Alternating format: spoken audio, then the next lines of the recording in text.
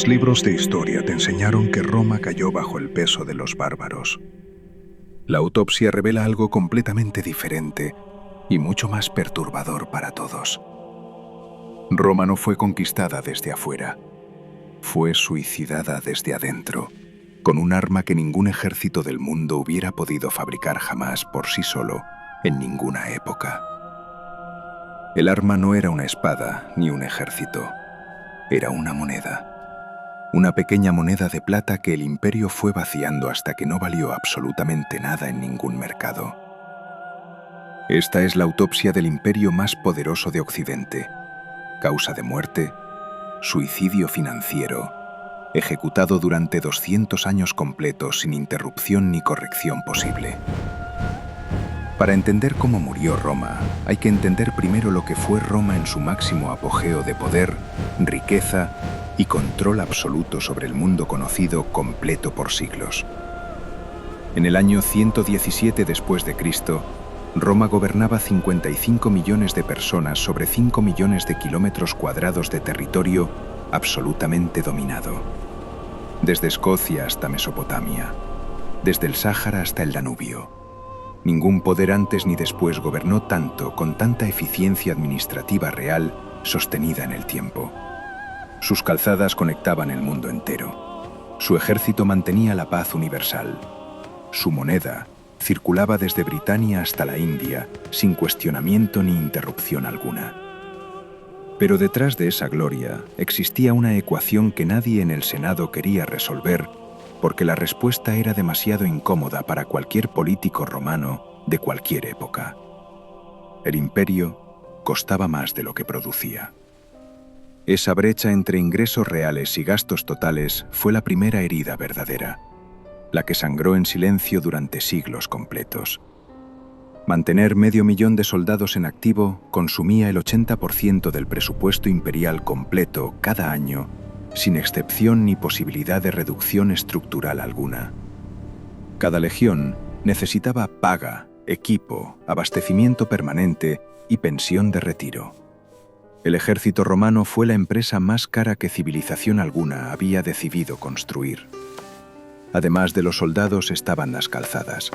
80.000 kilómetros de carretera pavimentada que debían mantenerse, vigilarse y reponerse de manera absolutamente permanente. El acueducto, el foro, el anfiteatro, la burocracia provincial. Cada ciudad del imperio era un gasto que el centro debía financiar con exactamente los mismos ingresos siempre. Roma era una empresa que había parado de crecer, pero que seguía con los costos estructurales de una en plena expansión. Ese fue el error fundamental que lo destruyó todo desde dentro. Cuando dejas de conquistar territorios nuevos, dejas de recibir el botín que financiaba todo lo anterior. Las conquistas eran literalmente el único modelo de negocio que funcionaba. Trajano fue el último en expandir hacia Mesopotamia. Su sucesor Adriano construyó muros. Los muros no generan ingresos, solo generan costos permanentes que alguien debe pagar siempre. El imperio se convirtió en un estado deficitario crónico. Los ingresos tributarios nunca alcanzaron para cubrir los gastos militares y administrativos en ningún ejercicio fiscal real. Los emperadores lo sabían, sus contadores lo sabían, pero ninguno estaba dispuesto a decirle al pueblo que Roma ya no podía pagarse a sí misma desde dentro sin colapsar inevitablemente. Entonces tomaron la decisión más cobarde y destructiva que un gobierno puede tomar frente a una crisis financiera que no quiere reconocer públicamente ante sus ciudadanos leales. Decidieron que si no podían tener más dinero, simplemente fabricarían más dinero. Esa decisión fue la sentencia de muerte del imperio más grande y más brillante de todo Occidente. Suscríbete y activa la campana ahora mismo. Lo que viene sobre la moneda romana cambiará para siempre la forma en que ves tu propio dinero y tus propias decisiones financieras actuales. El denario era la moneda del imperio. En tiempos de Augusto contenía el 95% de plata pura. Era el activo más confiable y más estable del mundo antiguo completo. El denario no era solo una moneda, era una promesa de que el Estado romano respaldaba ese metal con su autoridad su ejército y su estabilidad permanente e irrevocable. Cuando esa plata era real, el denario compraba lo mismo en Roma que en Alejandría, que en Londinium. Era la primera moneda de reserva verdaderamente universal de la historia humana. Pero los emperadores necesitaban dinero, siempre más dinero. Y la solución fue brillantemente simple y catastróficamente destructiva al mismo tiempo en la magnitud de sus consecuencias. Comenzaron a reducir el contenido de plata de cada moneda, un poco cada año, agregando cobre y plomo, lo suficiente para que nadie lo notara de inmediato en el mercado cotidiano. Nerón redujo la plata al 90%, Caracalla al 50%, Galieno llegó al 2%.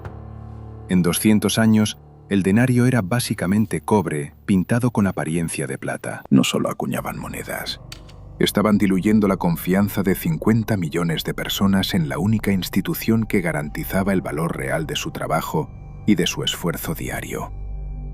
El mercader de Antioquía recibía el mismo denario de siempre, pero sabía que compraba menos que antes. El agricultor de Hispania notaba que sus ingresos ya no alcanzaban para nada real. La devaluación monetaria es el impuesto más cobarde de toda la historia. No aparece en ningún decreto. No requiere debate alguno en el Senado. Solo aparece en el precio de cada cosa. Los precios en el imperio crecieron el 1000% entre los años 200 y 300 después de Cristo. Un kilo de trigo multiplicó su precio por 10 en pocas décadas sin ningún decreto visible. Los historiadores lo llaman la crisis del siglo III. 50 años de emperadores que duraban meses, guerras civiles permanentes y una inflación completamente descontrolada y devastadora. En 50 años hubo 50 emperadores distintos. La mayoría murió asesinado por sus propios soldados cuando el dinero para pagarles dejó de tener valor suficiente en el mercado real. El ciclo era brutal y perfecto en su lógica destructiva interna. Menos plata en la moneda, más monedas emitidas, más inflación, más desconfianza, más necesidad de emitir todavía más siempre. Es el mismo ciclo visto en la Argentina del siglo XX, en la Venezuela actual, en el Zimbabue de 2008. Roma lo inventó primero. Y nadie en ningún lugar del mundo ha aprendido la lección.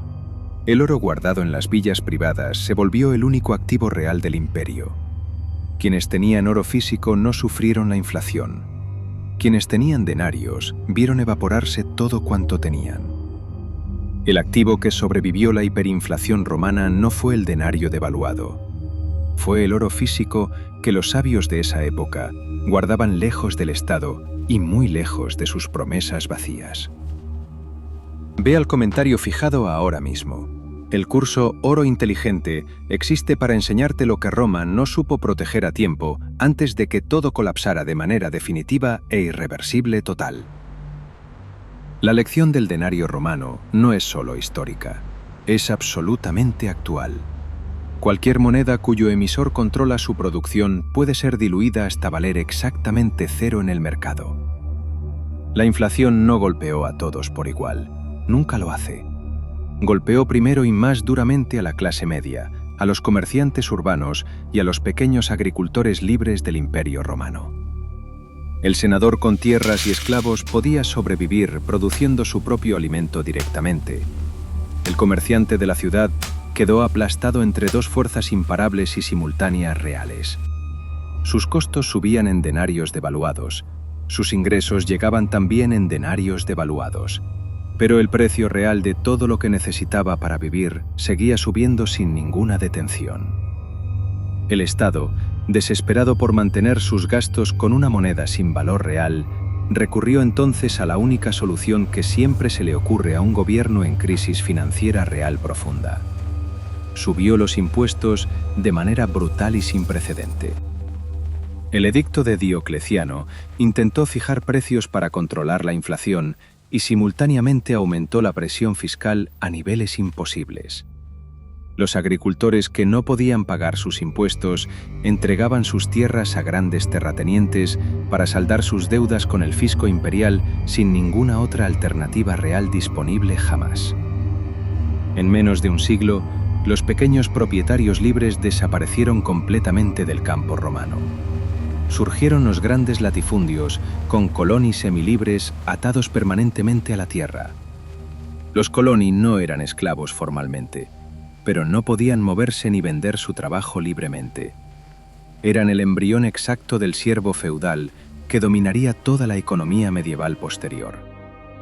La clase media romana, motor económico del imperio durante siglos, fue aplastada entre inflación e impuestos hasta desaparecer completamente del mapa social sin ninguna posibilidad de retorno.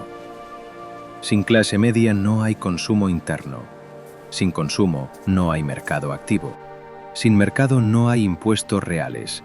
Sin impuestos no hay Estado viable. La espiral era perfectamente lógica en su destrucción total.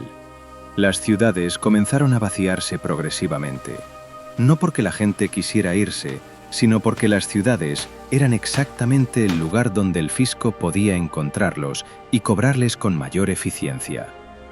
Huir al campo bajo la protección de un gran terrateniente era la única salida real disponible. Y ese movimiento masivo de ciudadanos creó el feudalismo antes de que el imperio cayera oficialmente. El feudalismo no fue una invención medieval. Fue la respuesta completamente racional de ciudadanos romanos desesperados ante un Estado que ya no los protegía, pero seguía exigiéndoles absolutamente todo. Diocleciano intentó estabilizarlo todo, dividiendo el imperio en 4 partes.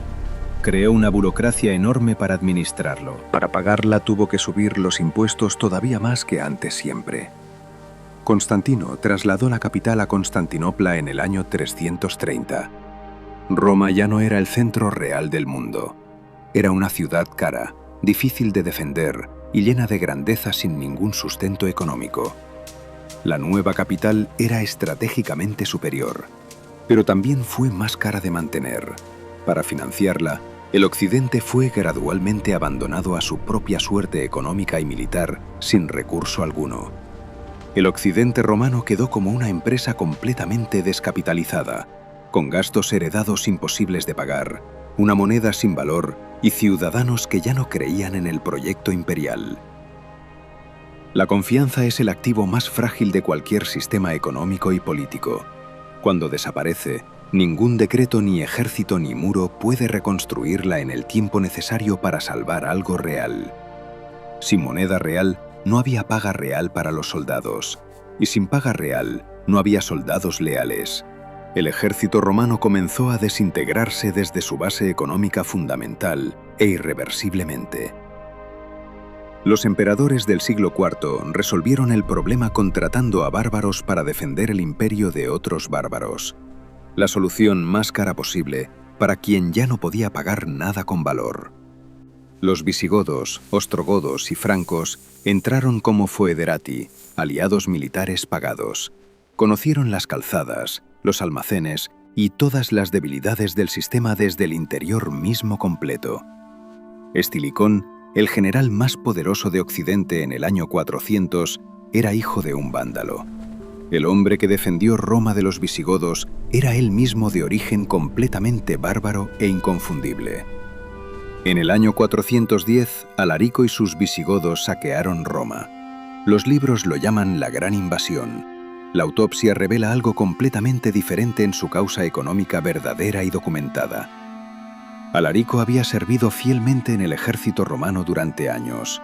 Roma le debía paga atrasada acumulada por sus servicios militares prestados. El saqueo del 410 no fue invasión, fue cobranza real de deuda.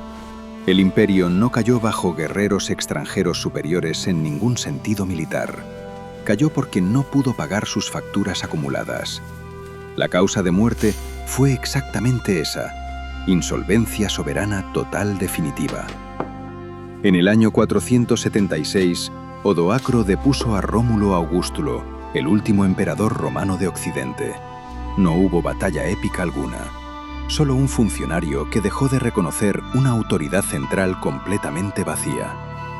El fin del Imperio Romano de Occidente no fue una explosión dramática, fue un susurro burocrático, un formulario que no se firmó más, una autoridad que dejó de ser reconocida sin ningún drama visible. La causa de muerte en esta autopsia es completamente clara: suicidio financiero por devaluación monetaria sistemática, hiperinflación, destrucción de la clase media y pérdida del monopolio de la fuerza real. Ahora mira la economía de hoy. La emisión sin respaldo real, los déficits crónicos estructurales, la clase media aplastada entre inflación e impuestos. ¿Reconoces los mismos patrones que Roma dejó escritos? Quienes protegieron su riqueza durante la caída de Roma no confiaron en el denario devaluado. Guardaron oro físico lejos de las promesas de un Estado que ya no podía cumplirlas en ningún sentido real. Ve ahora al comentario fijado. El curso Oro Inteligente te enseña exactamente lo que los sabios de Roma sabían y lo que el 90% de las personas de hoy todavía ignora completamente.